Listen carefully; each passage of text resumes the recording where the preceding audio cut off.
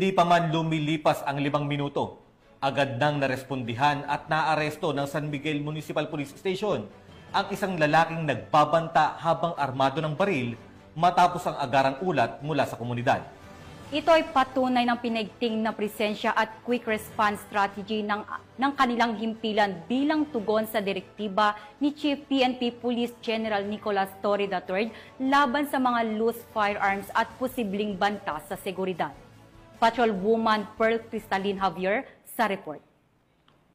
Ng mga tauhan ng San Miguel Municipal Police Station ang isang lalaki sa loob lamang ng 5 minuto matapos magpakita ng mapanganib na pag-uugali sa publiko kabilang ang pagbabanta habang armado ng baril sa Barangay San Juan, San Miguel, Bulacan. Kinilala ni Police Lieutenant Colonel Joey Louie Bilaro, Acting Chief of Police ng naturang istasyon, ang suspect na si alias MJ, isang negosyante, 43 anyos at residente ng Barangay San Juan, San Miguel, Bulacan. Ayon sa ulat, dakong alas 9 ng gabi nang maaresto ang suspect matapos makatanggap ng tawag ang mga otoridad mula sa isang concerned citizen. Batay sa salaysay ng mga saksi, sinadya umanong ikinasal